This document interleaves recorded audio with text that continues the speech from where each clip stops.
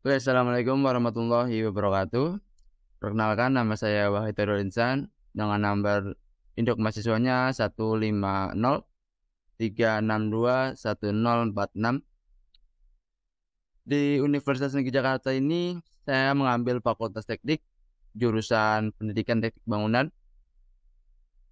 dan pada mata kuliah kali ini, yakni mata kuliah Strategi dan Media Pembelajaran, di sini saya akan membahas tentang strategi atau modul pembelajaran yang sekiranya cocok pada mata pelajaran konstruksi jalan dan jembatan.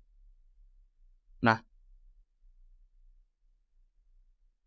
di sini pada mata pelajaran ini tadi ya, konstruksi jalan dan jembatan, kita akan mempelajari tentang bagian-bagian dan pembuatan jalan, misalkan dimulai dari mengenal macam-macam jenis jalannya, perawatannya, desainnya, letak geografis struktur tanah, serta klasifikasi yang terdapat di jalan itu sendiri. Nah, pada kesempatan kali ini yang saya ingin bahas lebih lanjut adalah mengenai memahami klasifikasi jalan pada kompetensi dasarnya, ya. Yang dimana pertama kita harus mengetahui apa itu jalan. Nah, di sini dimana jalan merupakan prasarana yang didesain dan dibangun untuk orang atau kendaraan sehingga mereka bisa berpindah dari satu tempat ke tempat yang lain, dan juga distribusi barang bisa menjadi lebih cepat dan mudah. Di sini menurut Lubis tahun 2019. Nah, setelah kita tahu apa itu jalan, kita lanjut kepada tahapan berikutnya, itu pengenalan klasifikasi jalan.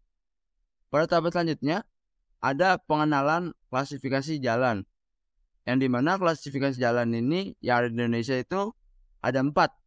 Yang pertama di sini klasifikasi jalan menurut fungsi, klasifikasi menurut administrasi, klasifikasi jalan menurut muatan, dan klasifikasi jalan menurut medan.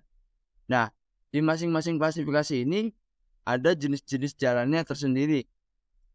Sekarang kita akan memahami jenis-jenis jalan sesuai dengan klasifikasinya. Karena di sini ada 4 klasifikasi, maka kita akan pahami sesuai dengan klasifikasinya.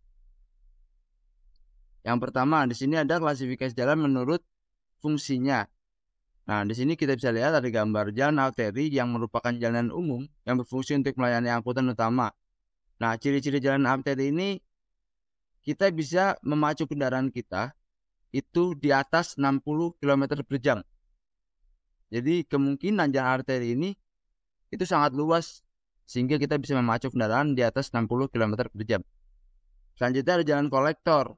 Nah, kalau kita lihat dari gambar di sini, sama-sama untuk melayani angkutan utama dan kendaraan, namun di sini kecepatan yang bisa kita tempuh di atas 40 km per jam. Artinya, apa bedanya dengan jalan arteri? Bedanya di jalan kolektor ini kita hanya bisa menempuh jalan sekitar 50 sampai dengan 60 km per jam. Jadi di atas 60 km per jam itu termasuk jalan arteri. Selanjutnya jalan lokal, jalan umum yang digunakan itu sama jalan umum. Nah, di sini sama-sama dengan kecepatan 40 lah ya. Selanjutnya jalan lingkungan. Jalan umum yang digunakan untuk melayani angkutan lingkungan dengan ciri perjalanan dekat dengan rata-rata kecepatan rendah. Nah, biasanya di sini orang bisa jalan kaki ataupun naik sepeda karena ini diperuntukkan untuk kecepatan kendaraan yang rendah. Nah, selanjutnya klasifikasi jalan menurut administrasi. Di sini kita lihat ada jalan nasional, misalkan bercirikan garis kuning di tengahnya, ada jalan kabupaten yang bercirikan dengan agak luas atau mungkin 3-4 lajur di sana. Jalan yang menghubungkan antar kabupaten. Sini jalan kabupaten, di sini jalanan kota, jalan-jalan yang berada di tengah kota nih, seperti di sini kita lihat Jalan Jenderal Sudirman di Jakarta. Nah, ini sangat luas dan sangat bagus lah. Berbanding terbalik dengan jalanan desa, di sini kita lihat gambarnya ada jalan desa yang apa ala kadarnya, hanya menghubungkan antar desa, antar kelurahan, mungkin di sini jalannya berfungsinya. Beda dengan jalanan kota yang menghubungkan antar kota dan antar provinsi. Nah, di sini klasifikasi jalan menurut administrasi. Selanjutnya ada klasifikasi jalan menurut muatan. Di sini kita lihat ada gambar-gambar 1, 2, 3A, 3B, 3C. Nah, jalan dibagi menjadi 5 jenis berdasarkan kekuatan konstruksi jalan tersebut, sehingga bisa digunakan sesuai dengan beban kendaraan.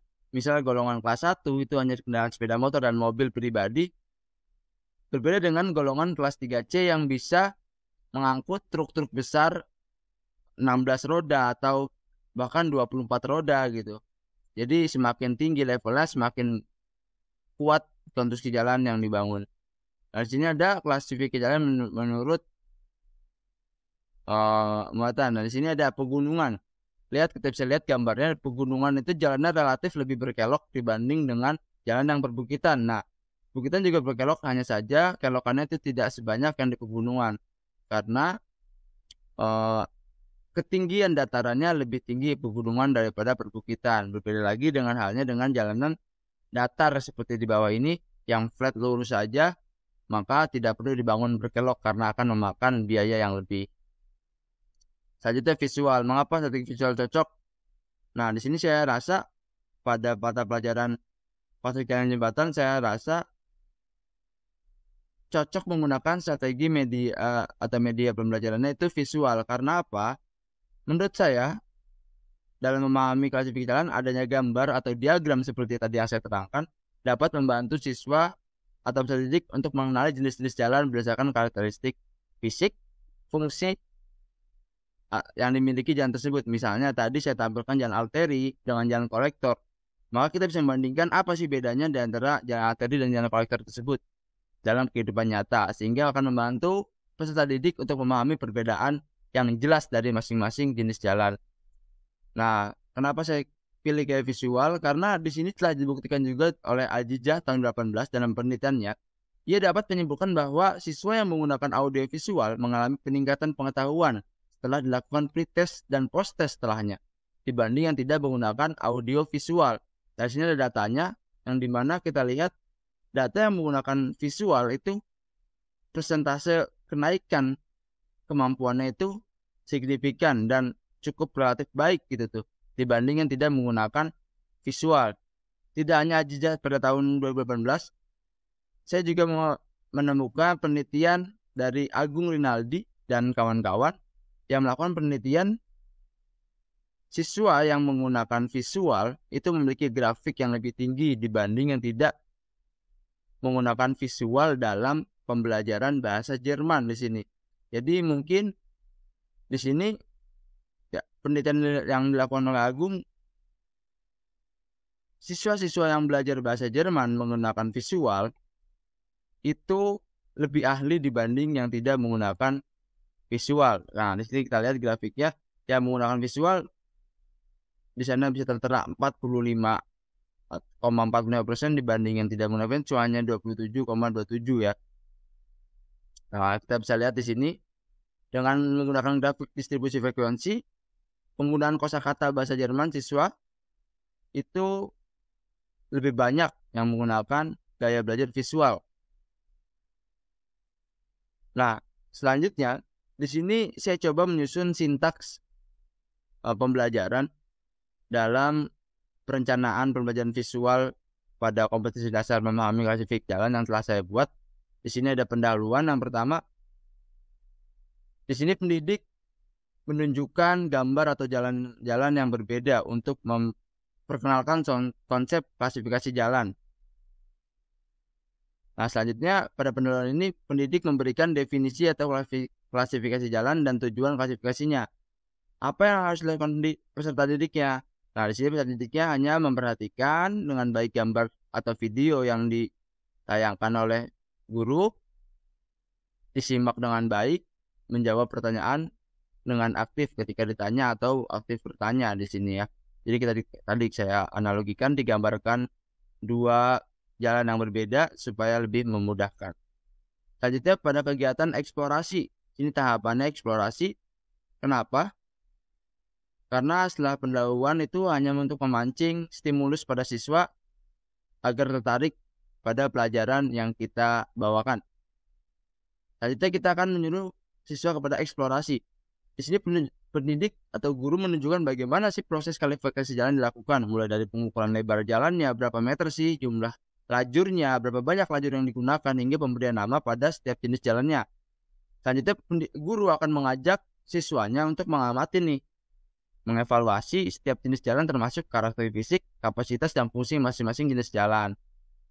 Kenapa di sini kita lihat? Karena pengukuran jalan yang biasanya jalan yang lebar itu lebih kepada jalan arteri atau jalan kolektor. Maka bisa dibedakan dengan lebar jalannya, jumlah lajurnya. Nggak mungkin jalanan desa memiliki 6 lajur yang melebihi jalan tol yang biasanya hanya 4 atau 5 lajur gitu kan. Maka kita bisa lihat dari situ karakter fisik, kapasitas, dan fungsi dari masing-masing jenis jalan. Selanjutnya dari elaborasi, di sini guru harus menampilkan gambar atau video yang menunjukkan bagaimana sih proses klasifikasi jalan dilakukan. Ya kan, tadi pendidik memberikan penjelasan tentang peran dan fungsi masing-masing jalan dalam sistem transportasi satu wilayah atau negara bahkan ya. Jadi, jalan desa itu tidak diperuntukkan untuk truk-truk besar, jalan kota itu tidak diperuntukkan untuk pesawat misalkan, atau ya yang lain sebagainya. Jalanan lingkungan tidak bisa dilalui oleh bis. Maka di sini kita sebagai pendidik memberikan penjelasan tentang fungsi dari masing-masing jenis jalan. Selanjutnya yang terakhir, guru itu harus memberikan tugas kepada siswa untuk membuat diagram atau gambar klasifikasi jalan. Nah, kenapa? Supaya kita lebih bisa mengevaluasi tentang pemahaman yang telah dicapai oleh para siswa.